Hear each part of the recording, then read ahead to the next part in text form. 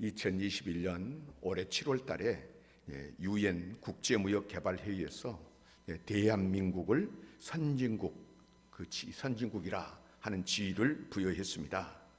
어떤 사람들은 정치적 이득을 얻기 위해서 껐다가면 우리 대한민국은 경제가 폭망했다, 폭삭망했다, 이렇게 자꾸 말하는 사람들이 있습니다만은 그건 어떤 정치적으로 프레임을 씌워서 자기들 이익을 얻기 위한 것이고, 실제로 우리나라는 57년 만에 개발도상국가에서 선진국으로 진입한 유일한 나라가 되었습니다. 올해 세계경제협력기구인 OECD 모두 38개 국가인데 그 국가 중에서 경제성장률 1위를 한 나라가 우리 대한민국입니다. 경제뿐만 아니라 여러분 아시는 대로 문화적으로 세계의 선도국가가 되었고요, 국방, 의료 또 여러 가지 면에서 세계가 부러워하는 나라가 되었습니다. 그래서 우리나라가 얼마나 대한민국이 상당히 국격이 올라갔는지, 프랑스에서 어느 대학교에서 한국어학과는 경쟁률이 28대 1입니다. 거기 들어가려면 28명, 28대 1이 경쟁 물리치고 거기 입학할 수 있고, 또 동남아시아의 어떤 국가에서 최고 국립대학에서 우리 한국어학과는 최고로 경쟁률이 센, 들어가기가 어려운, 그래서 우리로 하면 커트라인이, 우리나라는 어디 서울대학교 의대 또는 뭐 법대 이런 데가 높지 않습니까? 그런데 거기는 한국어학과가 그렇게 최고에 들어가기 어려운 학과로 될 정도로 우리나라 유상이 상당히 높아졌습니다. 어떻게 단시일 안에 세계가 놀라고 부러워하는 이런 나라가 되었습니까? 학자들에 따라서 여러 가지 견해를 이야기하는데, 그 중에 어떤 분은 우리나라는 경인고속도로 그리고 경부고속도로부터 시작된 도로 인프라 확장에서부터 우리나라가 이렇게 발전하게 되었다 이야기를 하는데, 저도 거기에 동의합니다. 도로가 놓이면서 물류 이동이 활발하게 되고 도시가 형성이 되고 또 산업화가 이루어지면서 발전의 속도가 빨라진 것입니다. 우리가 알고 있는 대로 길이 얼마나 중요합니까? 길이 거기에 열리면 우리가 주위에서 볼 때 땅값도 올라가고, 또 길이 거기에 놓여지면 거기에 상당한 많은 사람들이 모여들어서 전혀 다른 세계가 이루어지는 것을 보게 됩니다. 그러나 길이 없으면은 쇠퇴하고 길이 없으면은 어려워지는 것입니다. 제가 서울에 있는 우리 친구 목사님한테 여러 번 부탁을 받아서 노력을 했는데 안 되는 일이 하나 있는데, 성산에 땅이 있는데 그 땅 좀 팔아달라는 거예요. 그래서 제가 우리 교회 뭐 부동산 하는 장로님 또 집사님 또 주변에 여러분들에게 부탁을 했습니다. 그 땅 좀 팔아달라 부탁을 했는데 아직까지 몇 년이 지났는데 안 되는 거예요. 그래서 그 땅은 그 장인어른이 그 사모님한테 이제 상속해 준 땅인데, 땅이 안 팔리는데 이유를 알아보니까 길이 없는 거예요. 맹지가 돼가지고 그 땅이 안 팔리고, 물론 또 고압선도 좀 지나가는데 그래서 안 팔린다. 길이 없다는 것은 여러 가지로 불리합니다. 길이 없다는 것은 모든 것이 막히는 것입니다. 그래서 얼마나 길이 중요한지, 길은 반드시 있어야 됩니다. 길이 없으면 어떠한 일도 이루어지지 않고요, 역사 속의 큰 일은 모두 다 길과 함께 이루어졌습니다. 우리 사람이 출시하는데도 길이 필요하고요, 또 우리가 사업을 하는데도 그냥 뭐 맨 땅에 헤딩한다고 하지만은 쉬운 일이 아닙니다. 길이 있으면 다 열리게 되고 쉬운 일이 되는 것입니다. 옛날 왕에게는 왕의 길이 따로 있었습니다. 그래서 왕이 행차하게 되면 먼저 길을 예비해야만 했죠. 왕의 권세에 합당한 길을 준비하는 것입니다. 오늘 본문은 분명하게 증거합니다. 주의 길을 예비하라. 주의 길을 예비하라. 이 말씀은 매우 상징적인 의미를 가집니다. 물질적이고 가시적인 길만을 가리키는 것이 아니고요, 마음의 길, 곧 어서 오십시오 하고 맞이할 때에 그 환영하는, 영접하는 이런 마음가짐을 말씀하는 것입니다. 우리가 인격과 인격의 만남에서 마음을 활짝 열고 어서 오십시오 하고 맞이할 때에 모든 아름다운 일이 이루어지는 것이지, 아무리 같은 공간에 살고 이웃에 살아도 마음을 열지 않고 서로 오십시오, 어서 오십시오 하는 이런 마음이 없으면, 닫혀 있으면 거기는 오히려 갈등이 생기고 분쟁이 생기고 어려운 일이 생기지 귀한 일은 이루어지지 않는 것입니다. 본문에 세례 요한이 외칩니다. 메시아가 왔도다. 회개하고 주의 길을 준비하라. 주의 길, 주님을 영접하라고 그는 광야에서 부르짖습니다.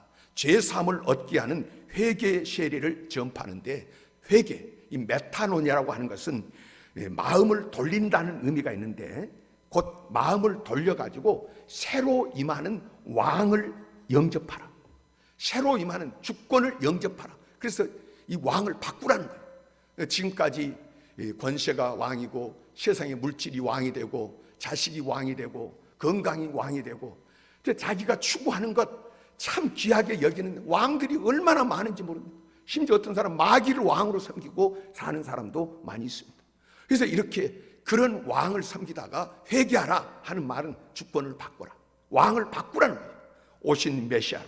그래서 오늘 주의 길은 헬라어 원문에서 덴 호돈 큐리오입니다. 왕도, 왕의 길을 의미하는 것입니다. 이어서 오늘 본문은 그의 오실 길을 곧게 하라. 꾸불꾸불한 것을 곧게, 높고 낮은 것을 평탄하게 하라고 하십니다.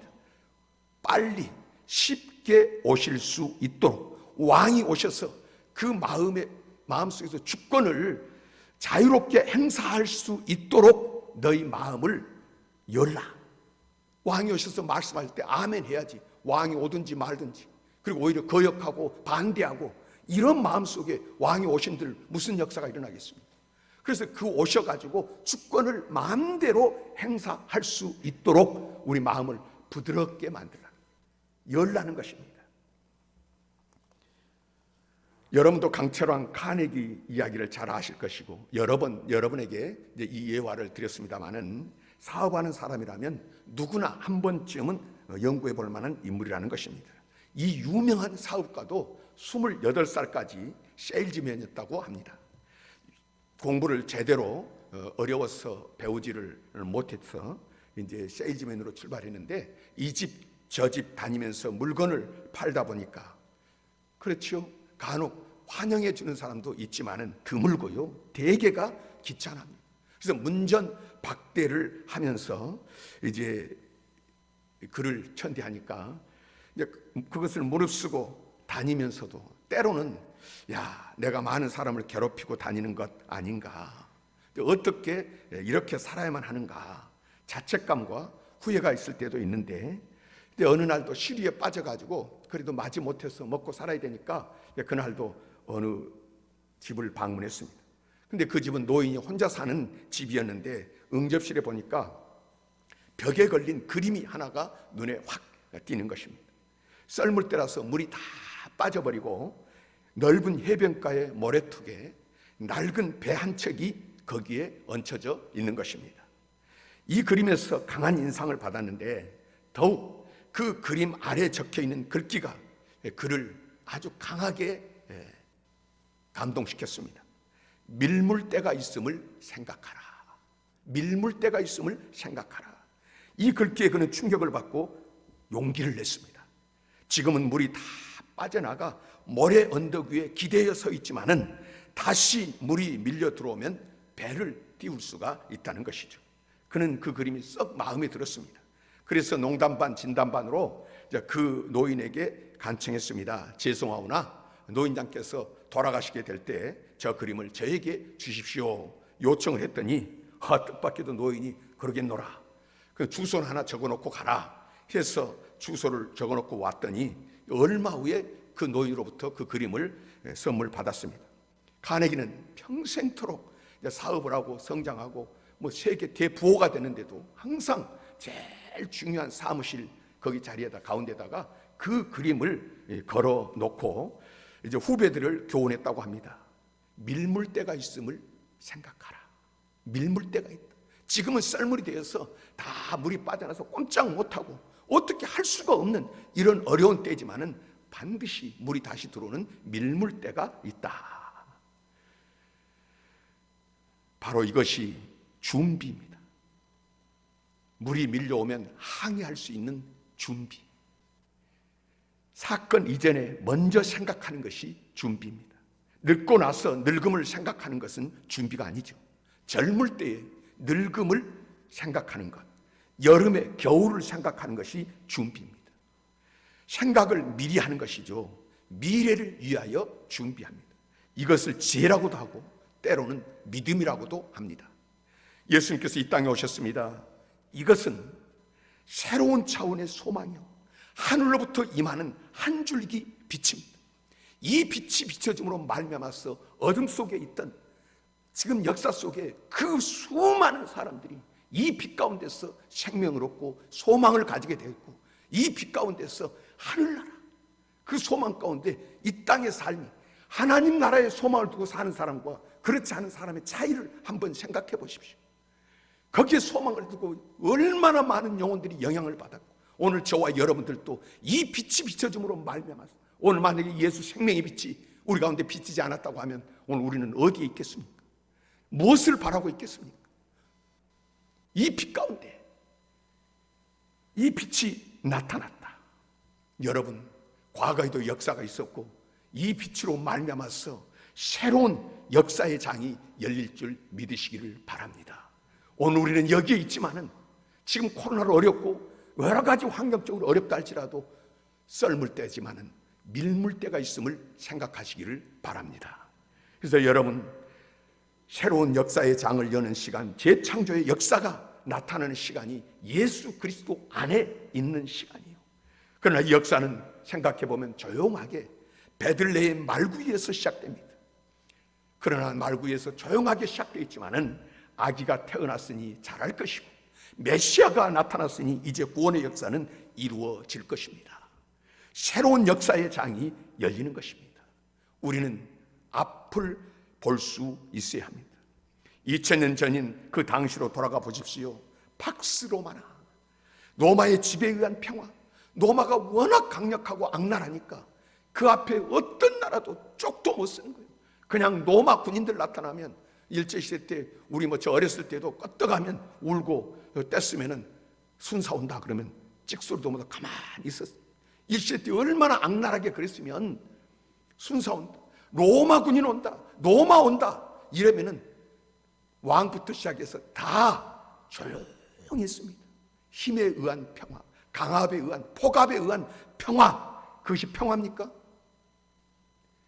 그런데 팍스 로마나, 로마에 의해서 그런 억압적인 평화가 있을 때에 유대도 로마의 지배를 받고 있었습니다. 본문의 분봉왕이라는 말이 유대가 로마 점령하에 있음을 나타내 주는데요, 로마는 이 점령국들의 힘을 분산시키기 위해서 나라를 여러 개로 쪼개가지고 그 쪼갠 나라마다 분봉, 왕을 세워서 통치하게 했습니다. 이제 이렇게 되니까 종교도 타락을 하게 되는데, 이제 성경에는 대제사장은 어떻습니까? 이제 구약의 대제사장은 오늘과 제도가 달라가지고 종신직이요, 항존직입니다. 그래서 한번 대제사장에 딱 지명되면 목숨 끊어질 때까지 병들든 어쩌든 죽을 때까지 그는 대제사장의 직무를 감당하고 죽으면 다음이 또 이어지는 이제 그런 항존직이고 세습적인 이제 그런 시대였는데, 오늘 성경을 보면요, 2절에 안나스와 가야바가 대제사장으로 있을 때에 정상대로 하면 대제사장은 한 명밖에 없는데 두 사람이 대제사장이었다 하는 것은 그 시대가 어떤 시대였다, 성경에 벗어나서 마음대로 가던 그런 시대였다 하는 것을 알 수 있습니다. 역사가들에 의하면 주전 37년부터 주 26년까지 무려 63년 동안 28번이나 대제사장이 바뀌었다고 합니다. 종교계가 타락했다는 이야기입니다. 본문에 나오는 대제사장 안나스는 주전 7년부터 주 14년까지 대제사장에 있었고요, 그 후에 자기가 물러나면서 다른 사람을 임명해야 했을 때 자기 아들 넷을 대제사장에 임명을 했다고 했습니다. 그리고 예수님 돌아가시 직전, 그때는 예수님이 돌아가시 직전 그 시대에는 가야바가 제사장인데 그는 이 안나스의 사위입니다. 자, 이렇게 집안이 다 그런 권세를 가지고 이제는 하나님 앞에 선 제사장이 아니라 권세를 가진 어떤 그런 타락한 제사장으로 세워진 이때도, 그래서 그 당시에도 우리가 보면 이제 안나스는 정신적으로 제사장이고 실제적으로는 가야바가 대제사장입니다. 그러고 보면 성경이 어떻습니까? 예수님을 체포하고 제일 먼저 누구에게 예수님을 끌고 갔죠?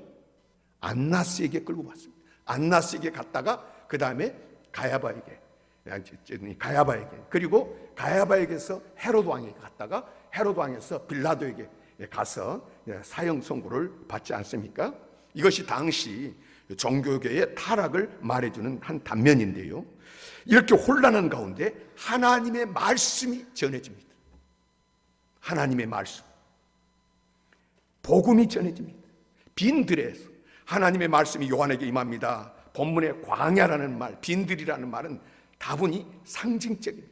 정말로 넓은 들을 가리키는 말이기도 하겠지만은 당시의 세상이 광야, 세상이 빈들 그 자체였습니다. 이제 그 광야 같은 세상에 복음이 전해집니다. 회개하라, 천국이 가까이 왔느니라. 메시아가 왔으니 회개하고 마음을 돌이켜 주를 영접하라. 주를 영접하라. 칼바르트는 하나님의 말씀은 3번 오신다고 했습니다. 3가지 모양으로 오신다는 말입니다. 첫째는 초림입니다. 육신을 입고 이 땅에 오십니다. 선자들이 오랜 예언대로 메시아가 오신다, 메시아가 오신다, 구약시대로 계속 그 오실 메시아를 기다리며 살았잖아요. 그런데 그 말씀인 메시아, 그분이 실제로 육신을 입고 이 성탄에 오신 것입니다. 인격으로 오신 말씀입니다. 둘째는 심판주로 재림하십니다. 역사의 끝에 만 백성을 심판하시기 위하여 영광 중에 구름을 타고 오신다. 우리 주님이 말씀하셨잖아요. 구름을 타고 올라가시니까 쳐다보고 있는데 천사들이 너희들 뭘 그렇게 쳐다보느냐, 너희가 본 그대로 다시 오시리라. 주님이 이 땅에 계실 때 하신 말씀이 만약에 거짓이 있었다고 하면 제자들 하나도 안 믿고 다 떠났을 것입니다. 그런데 주님이 나는 멀쩡한데 이렇게 능력이 많고 기적을 행하시는 분인데 나는 얼마 있으면 십자가에 죽는다.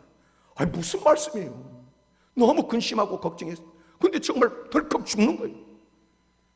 그런데 그 주님이 또 뭐라고 하십니까? 나는 죽은 지 3일 만에 살아나신다. 그런데 보니까 3일 만에 살아났잖아요. 그분이 하신 말씀은 한 번도 거짓된 것이 없이 다 이루어지니까 이제 아직 성취 안 된 것은 무엇입니까? 내가 다시 오리라. 이 말씀은 때가 되면 반드시 이루어질 줄 믿습니다. 그분은 신실하시기 때문에. 그렇게 주님은 종말론적으로 심판주로 다시 재림하신다 하는 것이 성경의 약속입니다. 셋째는 이미 말씀으로 오셔서 지금 여기서 역사하시는 주님이십니다. 성령과 말씀이 그것입니다. 오늘 또 우리는 설교를 통하여 말씀을 듣고요, 성경을 통하여 말씀을 읽고 기도 중에 성령으로 말씀을 받습니다. 하나님의 말씀은 성경과 성령을 통해서 우리에게 다가오고 있는 것입니다. 그래서 늘 우리와 함께 하십니다. 그런데 이 말씀을 영접하기 위해서, 말씀이 여기 오셨다고 해서, 집에 손님이 오셨다고 해서 손님을 잘 대접하는 것은 아닙니다. 어떤 사람은 손님 모셔놓고 무시하기가 그지없고요, 어떤 사람은 교회 전도해 놓고 아주 무시하고 오히려 쫓아내는 사람도 있습니다. 오셨다고 끝이 아닙니다. 여러분, 오셨으면 영접을 해야 돼요. 그래서 잘 영접하기 위해서는 우리들이 끊고 버려야 될 것, 굽은 것을 곧게 해야 될 것입니다. 그 길로 주님이 임하시는 것입니다. 먼저 골짜기를 메우라 하십니다. 오늘 본문, 여러분, 골짜기를 메우라. 어떤 생각이 듭니까? 요즘 들어서 온 우리 대한민국을 덮고 있는 것이 골이 깊다, 너무 골이 깊다, 이런 것입니다. 지역 간, 세대 간, 계층 간, 이념 간에 수많은 골이 있습니다. 불신의 골이 깊고 피해의식의 골이 너무 깊습니다. 아예 골짜기가 되어버린 것입니다. 상처를 입은 심령, 배신당한 자의 아픈 마음, 실패의 경험으로 인한 깊은 상처를 입고 방향을 잡지 못하고 이 골이 너무 깊으니까 헤매고 있는 사람들이 있습니다. 이 실망과 이 절망 다시 메워지지 않으면 그리스도를 영접할 수가 없다는 것입니다. 그리스도를 영접했는데요, 무슨 말입니까? 성경에 은혜 위에 은혜라는 말이 있지 않습니까? 복에 복이라는 말이 있습니다. 예수를 구주로 믿는 사람들은 이미 은혜 가운데 있는 줄 믿으시기를 바랍니다. 은혜 아니면 누가 예수를 믿겠습니까? 그 다음에 예수를 믿는 사람은 이미 복을 받은 사람인 줄 믿으시기를 바랍니다. 그런데 은혜 위에 은혜라, 예수를 영접했어도 이 길이 놓여 있지 않으면 여러분 은혜 위에 은혜를 받을 수가 없고 복의 복을 누릴 수가 없다는 것이죠. 그래서 여러분 이제 이 모든 골짜기가 메워져야 그 역사가 일어나는 것입니다. 왜 우리가 일본이라는 말만 나오면 쌍심지를 켜는 것입니까?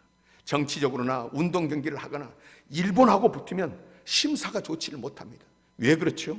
골이 너무 깊어서 그렇습니다. 과거에 받은 상처가 너무나 크기에 좋은 마음을 가지기가 어려운데 저들이 바로되고 회개하고 그렇게 또 반성하고 그러면 좋겠는데 그러지 못하니까 골이 더욱 깊어지는 것입니다. 그렇다고 해서 우리가 그럼 그 골을 그만 놔둬야 되겠습니까? 저들은 골을 만들지만 우리는 넓은 마음을 가지고 저들을 불쌍히 여기고 저들을 품어야 될 때, 그리스도인이라면 원수도 사랑하라 말씀하셨는데 우리가 가야 될 길이 여러분 무엇이겠습니까? 골짜기를 메워서 그것이 바로 우리에게 복이 되고 은혜가 되는 것입니다. 그래서 여러분 오늘 골짜기를 메우라 주님이 말씀하십니다. 둘째로 산이 낮아져야 한다고 합니다. 산은 교만과 자랑을 의미합니다. 때로 우리가 남 앞에서 명예나 칭찬이나 허세 이런 것에 신경을 쓰게 되는데 저도 돌아보면 매일매일 삶이 허세, 명예 또는 어떤 자랑 이런 것이 꽉 차 있는, 이걸 뽑아내기가 너무나 어려운 것이에요.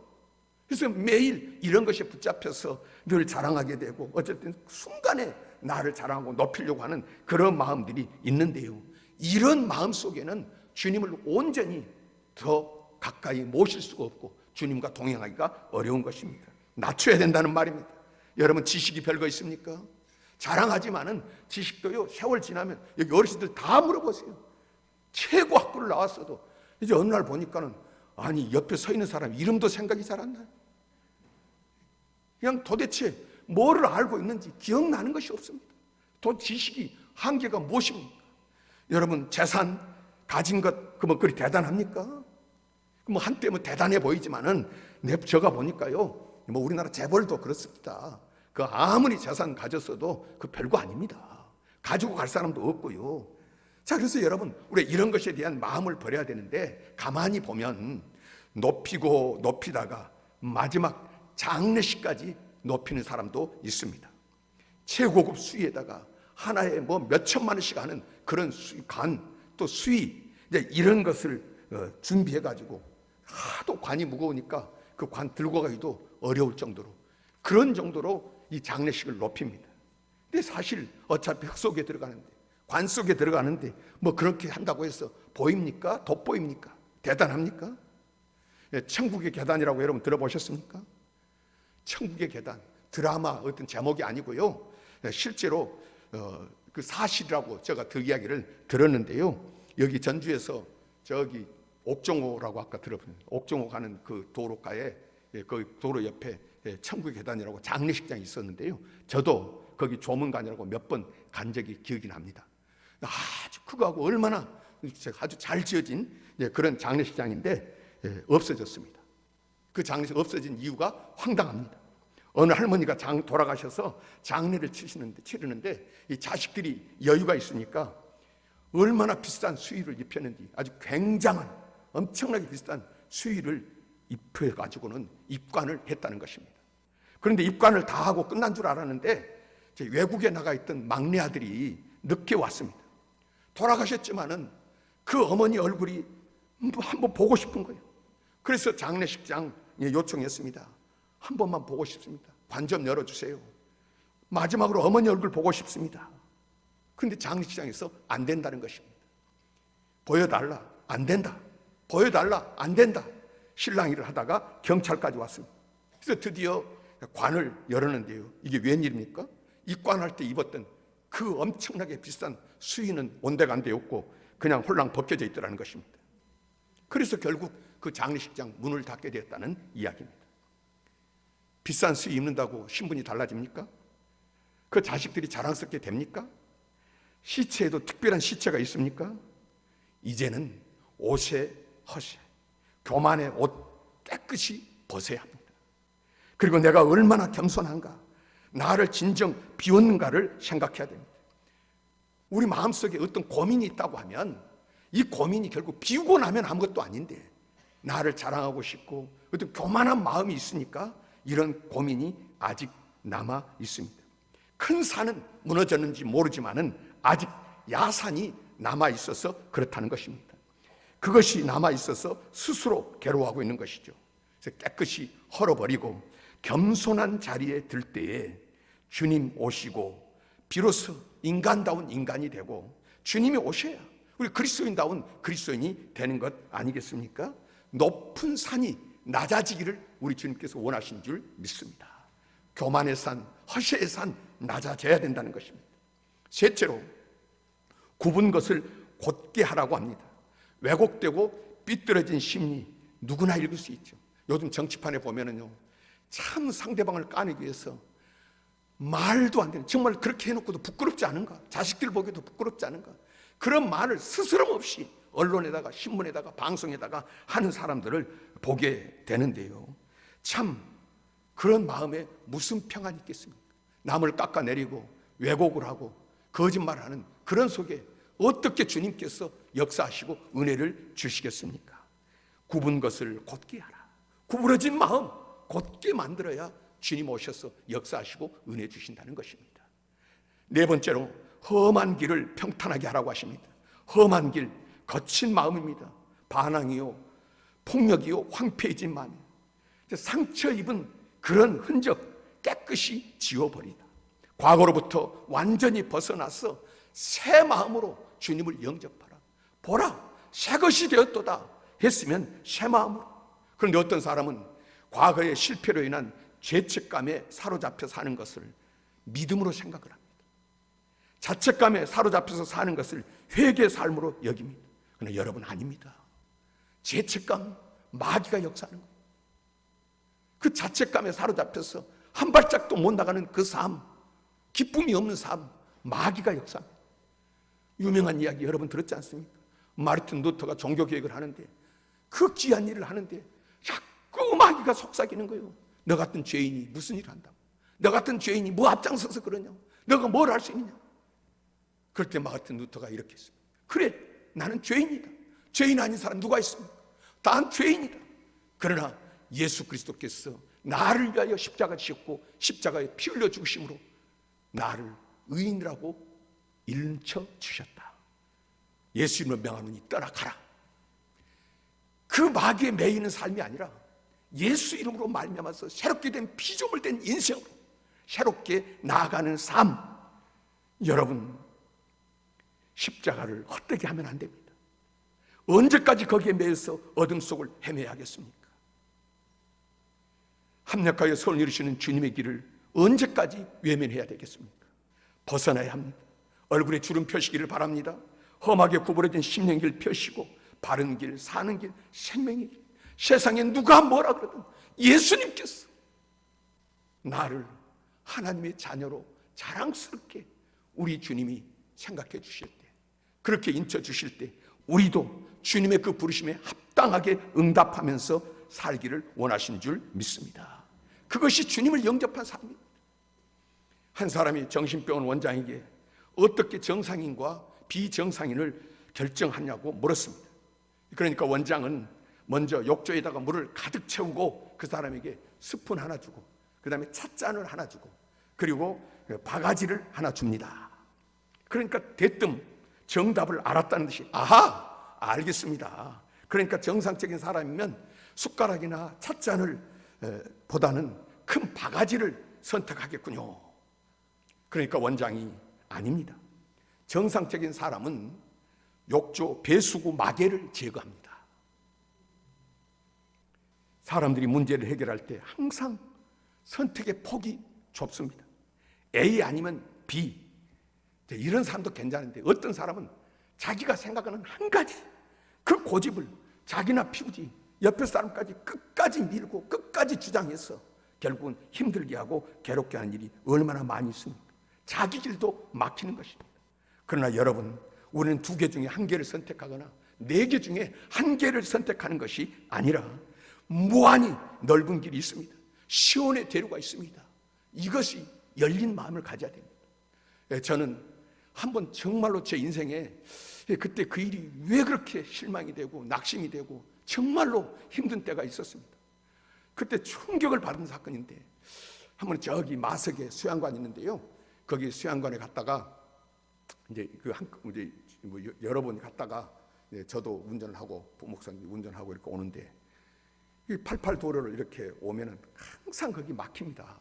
근데 저는 끝까지 막힌 길 기다렸다가 오고 끝까지 왔는데 저보다 교회 와보니까 훨씬 늦게 출발한 사람이 이미 와 있는 거예요. 그래서 어떻게 된 거냐 그랬더니 88 도로로 다른 길로 왔다는 거예요. 그 순간에 제가 멍해졌습니다. 이런 멍청한 인간, 나는 그 길만 생각을 했지 왜 다른 길을 생각을 못했을까? 그래서 제 공간 개념이 이렇게 없는가, 이렇게 사람이 꽉 막힌 사람인가. 그래서 정말 죽고 싶더라니까요. 뭐 이런 사람이 있는 거예요. 저 자신이 너무 낙심되고 실망됐던 때가 있습니다. 우리가 꽉 막혀가지고 그 지가 한 길로 다닌 것처럼 그 길로만 다니는 이런 어리석은 삶을 살지는 않은지, 여러분, 궁극적으로 우리는 예수님이 열어놓으신 길을 생각해야 됩니다. 내가 곧 길이요 진리요 생명이니, 예수 안에 사는 길이 있고 예수 안에 이기는 길이 있고 예수 안에 승리의 길이 있는 줄 믿으시기를 바랍니다. 그래서 전도서 1장 9절을 통해서 지혜자로 등극한 솔로몬은 이렇게 말합니다. 내가 이 모든 것을 생각하고 나서 결론을 내리기는 의인과 지혜로운 사람들과 그들이 하는 일은 모두 하나님 손에 달려있고 그 누구도 자기 앞에 놓인 것이 사랑인지 미움인지 알지 못한다는 것이다. 그러므로 시편 37편 5절을 통해서 이렇게 말씀하십니다. 당신의 길을 여호와께 맡기십시오. 너의 길을 여호와께 맡기라. 또 그분을 신뢰하십시오. 그러면 그분이 이루어 주실 것입니다. 맡기라는 말은요, 함께 구르다는 뜻입니다. 하나님과 뜻과 함께 굴러간다는 것입니다. 예수님은 길이십니다. 예수님은 생명이십니다. 예수님은 치료의 길이고 형통의 길이십니다. 길이신 예수님을 모실 때 여러분 모든 길이 열리는 줄 믿으시기를 바랍니다. 그 예수님 모시기 위해서 우리 마음의 길을 만들어야 합니다. 부디 여러분 고를 메우라고 말씀하십니다. 산을 깎아서 낮추라고 말씀하십니다. 굽은 것을 바로 펴라고 하십니다.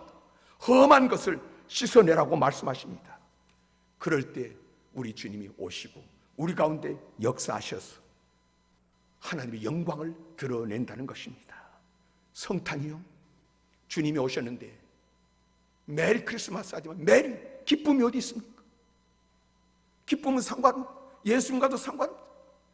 어떻게 해서 기쁜 성탄이 되겠습니까? 여러분, 주님이 오셔야, 그 주님이 오실 길을 만들어 놓고 주님을 모셔야 메리 크리스마스, 기쁜 성탄이 되는 줄 믿습니다. 이번 성탄에 바로 우리 마음의 길을 만들어 주님을 모시고 참 기쁨의 성탄으로 누리는 저와 여러분 되기를 원하시고 말씀 주신 줄 믿습니다.